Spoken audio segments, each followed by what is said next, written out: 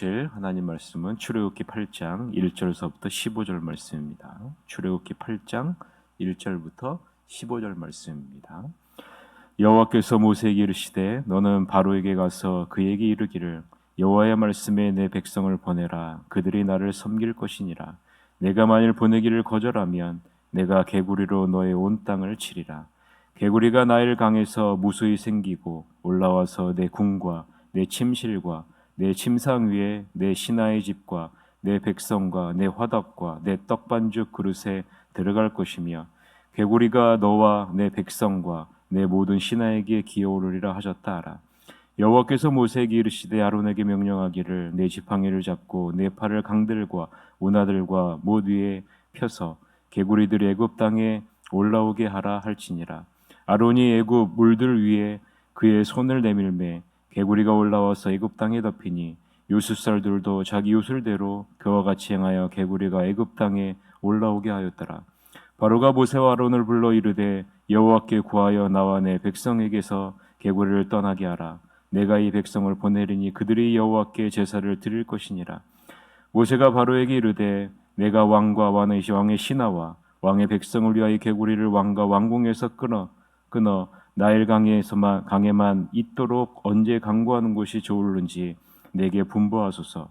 그가 이르되 내일이니라. 모세가 이르되 왕의 말씀대로 하여 왕에게 우리 하나님 여호와와 같은 이가 없는 줄을 알게 하리니 개구리가 왕과 왕궁과 왕의 신하와 왕의 백성을 떠나 나일 강에만 있으리이다 하고 모세와 아론이 바로를 떠나 나가서 바로에게 내리신 개구리에 대하여 모세가 여호와께 간구하매 여호와께서 모세의 말대로 하시니 개구리가 집과 마당과 밭에서부터 나와서 죽은지라. 사람들이 모아 무더기로 싸우니 땅에서 악취가 나더라. 그러나 바로가 숨을 쉴 수 있게 됨을 보았을 때에 그의 마음을 완강하게 하여 그들의 말을 듣지 아니하였으니 여호와께서 말씀하신 것과 같더라. 아멘. 오늘은 하나님은 문제 해결사가 아닌 삶의 참 주인이라는 제목으로 하나님 말씀을 보겠습니다. 하나님은 첫 번째 피해 재앙을 통해 인류의 창조자이며 나일강의 신인 크눔과 애굽의 농사와 직결된 신인 하필레라는 신이 진정한 신이 아니라라는 사실을 보여주셨죠. 인간이 만든 우상에 불과하다라는 것이죠. 나일강이 애굽 사람들을 먹이고 풍요롭게 하는 것이 아니라 이 모든 것을 주관하시는 분은 하나님이시다라는 사실을 모든 물들을 피로 변하게 하는 이 이적을 통해서 보여주신 겁니다. 나일강이 피로 변한 이적에 바로가 주의를 기울이지 않자 하나님은 모세와 아론에게 두 번째 재앙을 내리도록 지시합니다. 그것이 오늘 본문에 나오는 개구리 재앙이죠. 개구리는 애굽이 다신의 여신으로 섬기는 개구리 형상을 가진 헤케트라는 우상을 의미합니다. 애굽 사람들은 개구리 형상을 하고 있는 헤케트가 자신들에게 복을 가져다 준다라고 믿었습니다. 애굽 사람들은 개구리를 신성시했고 섬김의 대상으로 여겼죠. 마치 여러분 인도에서 소를 굉장히 신성시 여기는 것과 같은 맥락이죠. 하나님 애굽 사람들이 신성히 여기고 자기들에게 복을 가져다 준다고 믿는 개구리들을 나일강에서 올라오게 하십니다. 그리고 바로의 궁과 침상과 바로의 신하들의 집과 모든 애굽 사람들의 입에 있는 화덕과 떡반죽 그릇에 들어가게 하시죠. 너희들이 너희에게 다산의 복을 가져다 준다고 믿는 이 개구리 신이 어떠한 존재인지를 하나님이 개구리 재앙을 통해서 보여주고 있는 겁니다. 너희들이 믿는 이 개구리가 누구의 주권 가운데 있는지를 보라라는 것이죠. 바로의 요술사들도 이와 비슷한 일이 일어나게 하죠. 그 내용이 오늘 본문 1절서부터 7절의 내용입니다. 우리 다 같이 다시 한번 읽어볼까요? 1절서부터 7절 읽어봅시다.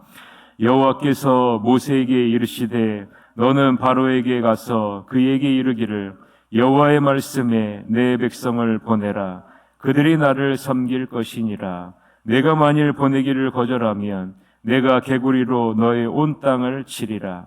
개구리가 나일강에서 무수히 생기고 올라와서 내 궁과 내 침실과 내 침상위와 내 신하의 집과 내 백성과 내 화덕과 내 떡반죽 그릇에 들어갈 것이며 개구리가 너와 내 백성과 내 모든 신하에게 기어오리라 하셨다 하라. 여호와께서 모세에게 이르시되 아론에게 명령하기를 내 지팡이를 잡고 내 팔을 강들과 운하들과 모두에 펴서 개구리들이 애굽 땅에 올라오게 하라 할지니라. 아론이 애굽 물들 위에 그의 손을 내밀매 개구리가 올라와서 애굽 땅에 덮이니 요술사들도 자기 요술대로 그와 같이 행하여 개구리가 애굽 땅에 올라오게 하였더라라고 말하죠. 자, 우리가 지금 읽은 본문에서 우리가 계속 주의를 기울여야 하는 부분이 있죠. 그 부분은 5절 중간절에 나오는 내 지팡이를 잡고. 지금 하나님이 무엇을 통해서 일을 하고 계신다는 거예요? 아무 쓸모없는 마른 장작 같은 이 지팡이를 통해서 일을 하고 계신다라는 거죠. 이 모든 것을 지금 누가 하고 계신다는 겁니까? 하나님이 친히 모세와 아론을 통해서 나타내고 계신다라는 사실을 지팡이를 잡고라는 것을 통해서 우리에게 보여주고 있는 겁니다. 하나님은 애굽이 자신들에게 다산의 복을 가져다 준다고 믿는 이 개구리 형상을 하고 있는 헤케트가 아무 존재가 아님을 이 개구리 재앙을 통해서 보여주고 있는 거예요. 나일강에 있는 개구리 한 마리도 하나님의 명령이 없이는 아무것도 할 수 없는 피조물에 불과하다는 거죠. 너희들이 복으로 여기는 개구리가 너에게 재앙이 될 수도 있다라는 사실을 지금 보여주고 있는 것이죠. 여러분, 오늘날 우리가 살고 있는 세상도 마찬가지 아니겠습니까? 우리가 복이라고 여기고 있는 어떤 것이 있는데 그것이요, 지금 우리에게 재앙이 될 수도 있다라는 거예요. 왜냐하면 그것은 진정한 복이 아니라 이 세상이 만들어 놓은, 사람들이 만들어 놓은 우상과 같은 것이기 때문이죠. 하나님은 나일 강가에서부터 개구리들이 올라와 애굽 온 땅을 덮게 하십니다. 너희들이 다산의 복을 가져다 준다고 믿는 이 신을 보라, 직접 보게 하신 거죠. 나일강이 피로 변하는 재앙에는 관심도 두지 않던 바로가요, 왕과 왕궁에 가득한 개구리로 얼마나 괴로웠던지 이제 바로가 모세와 아론을 부릅니다. 그리고 이스라엘 백성들을 보내어 그들로 여호와께 제사를 드리게 할 것을 명령합니다. 그 내용이 8절입니다. 같이 한번 읽읍시다. 바로가 모세와 아론을 불러 이르되 여호와께 구하여 나와 내 백성에게서 개구리를 떠나게 하라. 내가 이 백성을 보내리니 그들이 여호와께 제사를 드릴 것이니라 라고 말하죠. 자, 여러분 보세요. 애굽의 요술사들도 아론과 같이 물들 위에 팔을 펴서 개구리가 애굽 땅으로 올라오게 하는 것을 요술처럼 부렸어요. 그런데 여러분, 거기까지예요. 여러분 잘 보셔야 돼요. 이미 올라온 수많은 개구리들을 이 요술사들이 없앴을까요? 아니요. 사람의 눈속임으로 나일강에서 개구리가 올라오게 하는 것까지는 할 수 있죠. 그런데요, 하나님이 이미 내리신 재앙을 거둘 수 있는 능력은 인간에게 없다라는 거예요. 흉내를 낼 수는 있죠. 개구리를 사라지게 할 수 있는 능력은 어떤 인간도 가지고 있을 수 없는 겁니다. 바로 왕도 애굽의 요술사들도 이것을 깨달은 거예요. 지금 무언가 놀라운 일이 여호와 하나님으로부터 일어나고 있다라는 사실을 인지하기 시작했다라는 거죠. 사랑하는 성도 여러분, 타락한 이 세상은 자신이 하나님인 것처럼 행세를 합니다. 그러나 그 안에 진정한 능력은 나타낼 수 없다는 거죠. 흉내는 낼 수 있습니다. 비슷하게 날 수 있어요. 그러나 여러분, 그 안에 진정한 능력은 나타낼 수 없습니다. 속지 말라는 겁니다. 영적인 분별력을 갖고 살아야 된다는 거죠. 개구리 재앙으로 자신과 애굽 온 땅의 공경에 처하자 나는 여호와가 누군지 알지 못하노라 하던 바로가 비로소 여호와란 이름을 부르고 있어요. 여러분, 여호와께 구하여 나와 내 백성에게 개구리를 떠나게 하라라고 바로가 비로소 하나님을 여호와라라고 인정하기 시작했다라는 거죠. 그리고 이스라엘 백성을 놓아 여호와 하나님께 예배할 수 있도록 하겠다고 약속합니다. 그러자 모세는 바로 왕에게 개구리를 치어버릴 시기를 네가 정하라라고 이야기를 해요.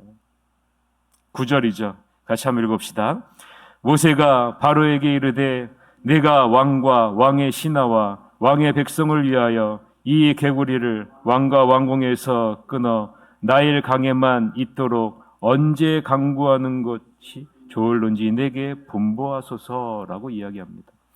여러분, 이 부분이 굉장히 중요한데요. 이 구절에서 우리는 무엇을 느낄 수 있냐면요, 개구리 재앙이 여호와께로 말미암은 것임을 인정한 바로가 이제 하나님의 능력으로 이루어진 일임을 고백하기 시작했다라는 것입니다.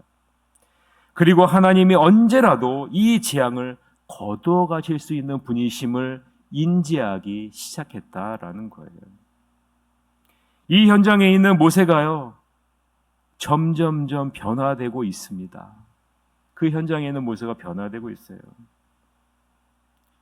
이전에 모세는요, 두려움에 사로잡혀서 나는 말을 잘하지 못합니다. 나는 입이 뻣뻣합니다. 보낼 만한 자를 보내달라는 두려움 가운데 있었던 사람입니다.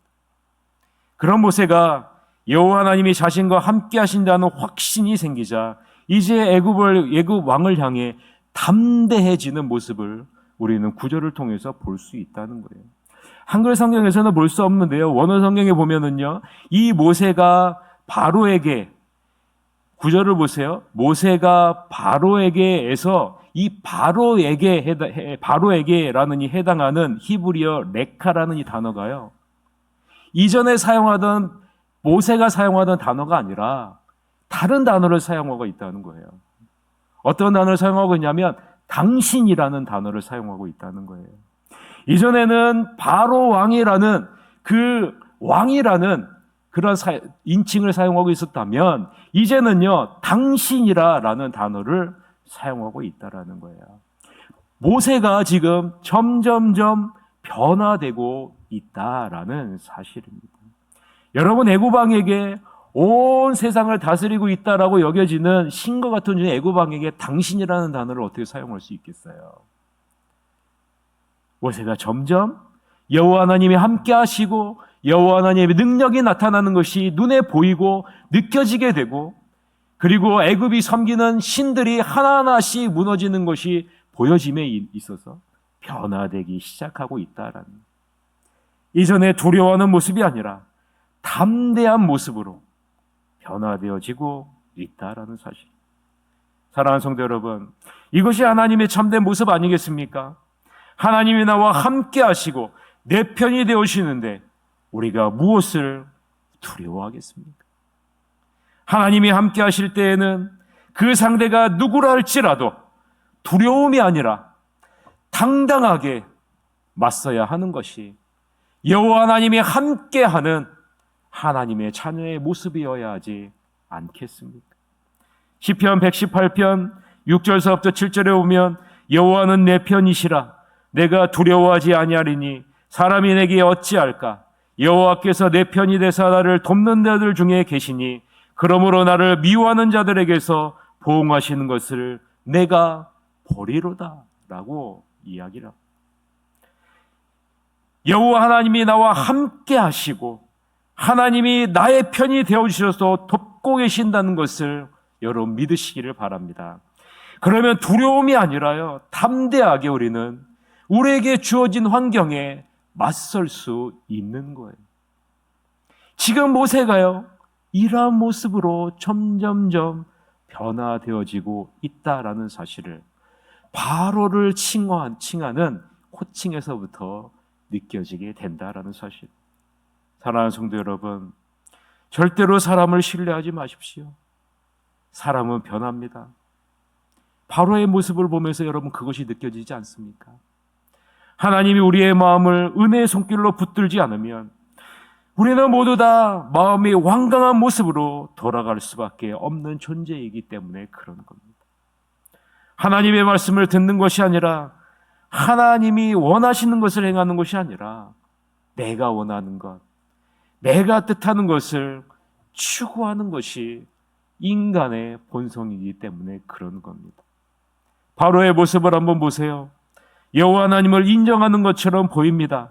그러나 바로가 숨을 쉴 수 있게 되자 그의 마음이 완강하여 하나님의 말씀을 듣지 않는 자리로 나아가는 것을 오늘 본문 14절 15절을 통해서 볼 수 있지 않습니까? 같이 한번 14절 15절 마지막으로 읽어봅시다. 사람들이 모아 무더기로 쌓으니 땅에서 악취가 나더라. 그러나 바로가 숨을 쉴 수 있게 됨을 보았을 때 그의 마음을 완강하게 하여 그들의 말을 듣지 아니하였으니 여호와께서 말씀하신 것과 같더라라고 말합니다. 여러분, 이것이 인간의 모습이에요. 이 바로의 모습이 전형적인 인간의 모습이라는 사실입니다. 그래서 우리는요, 날마다 하나님의 은혜의 손길을 간구해야 됩니다. 하나님의 은혜의 손길이 없으면요, 우리의 죄는, 우리 안에 있는 이 죄의 본성은 우리의 마음을 완강하게 해서, 우리의 마음을 단단하게 해서 하나님의 말씀이 비집고 들어갈 틈이 없게 만들어요. 하나님의 뜻이 아니라 내 뜻을 이루고요, 하나님이 기뻐하는 것이 아니라 내가 기뻐하는 것을 이루게 할 수밖에 없다라는 것입니다. 그래서 우리는 날마다 하나님의 은혜의 손길이 나의 완악한 마음을 붙잡아 달라고 날마다 간구해야 되는 것입니다. 사람은 위기 상황이 되면 임기응변으로 달라질 수 있습니다. 그러나 그것이 해결되면 이전의 모습으로 다시 돌아가는 것이 인간의 참모습 아니겠습니까? 바로에게 하나님은 어떤 하나님일까요? 문제의 해결사예요. 바로에게 하나님은요, 문제의 해결사입니다. 그러나 여러분, 삶의 참주인으로 바로는 여호와 하나님을 인정하지 않았어요. 문제의 해결사로는 인정했지만 인생의 참 주인으로 하나님을 인정하지는 않았다라는 사실입니다. 여러분, 우리도 이와 같은 모습이 있지는 않을까요? 어려울 때, 힘들 때 하나님께 나와 이 문제만 해결해 주면 주님께서 원하시는 삶을 살겠습니다라고 고백하지만, 그러나 이 모든 문제가 해결되고 평안해지면, 시간이 흐르면 마음을 돌이켜 내가 원하는 삶을 사는 것이 우리들의 모습은 아닐까요? 아무쪼록 나는 하나님을 어떤 하나님으로 인정하고 있는가? 문제의 해결사로 인정하고 있는가? 내 삶의 참 주인으로 인정하고 있는가? 오늘 이 새벽에 여러분 자신의 모습을 돌아보고 문제 해결사가 아니라 인생의 참 주인으로 인정하여 내 삶이 온전히 하나님께 드려지는 복된 은혜 자리로 나아가는 여러분이 되시기를 주님의 이름으로 간절히 축원합니다. 이 새벽에 다 같이 기도합시다. 10월 20일 스승명 축제를 위해 하나님, 인생의 참 주인이 하나님이심을 인정하는 놀라운 은혜가 새생명 축제 가운데 일어날 수 있도록 인도해 주시고, 우리의 다음 세대가 인생의 참 주인이신 이 주님을 만나게 하여 주시옵소서. 10월 첫째 주에 있을 다음 세대를 위한 예배를 위해서 여러분 다 같이 통성으로 기도해 주시길 바라겠습니다. 기도하시겠습니다.